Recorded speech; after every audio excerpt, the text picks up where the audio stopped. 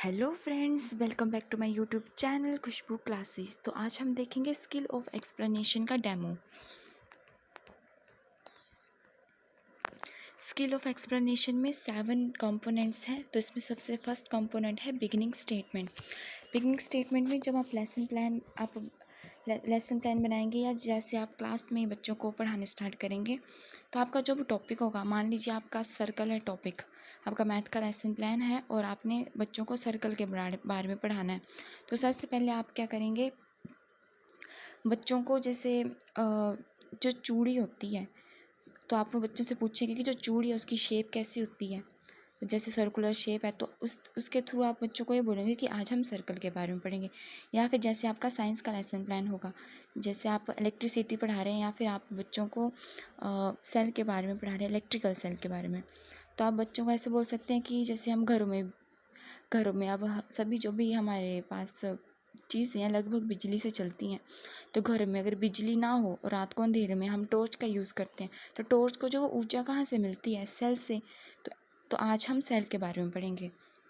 तो इस तरह से आप बिगनिंग स्टेटमेंट या आप अपने लेसन प्लान का जो भी आपका लेसन है उसकी बिगनिंग स्टेटमेंट स्टार्ट कर सकते हैं। सेकंड जो है एक्सप्लेनिंग लिंक।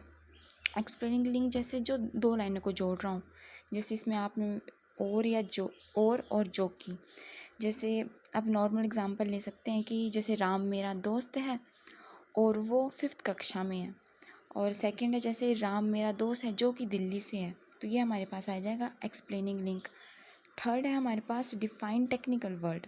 तो टेक्निकल वर्ड में मान लीजिए आप इलेक्ट्रिक बल्ब बच्चों को पढ़ा रहे हैं और आपने बोला कि हाँ, बल्ब में फिलामेंट लगी होती है।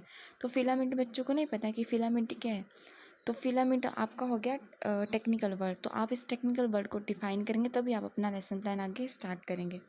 नेक्स्ट है fourth component use of visual add.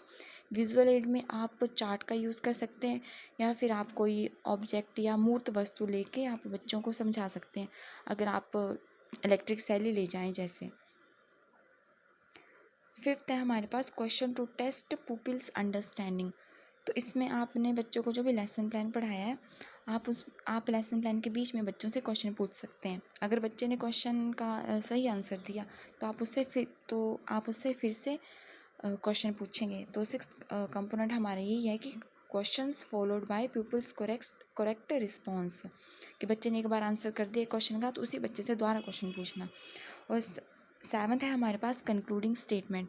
आपने जो भी लेसन पढ़ाया होगा बच्चों को, जैसे आपने अगर इलेक्ट्रिसिटी के बारे में पढ़ाया तो उसकी डेफिनेशन, या हमने क्या क्या पढ़ा इलेक्ट्रिसिटी से रिलेटेड, या जैसे हमने इलेक्ट्रिक बल्ब पढ़ाया है तो इलेक्ट्रिक बल्ब की डेफिनेशन, उसके पार्ट्स, उसकी वर्किंग, इन सभी चीज़ को एकदम से थोड़े से इनको कंक्लूड करना। तो इसमें आएगा concluding statement. Thank you for watching.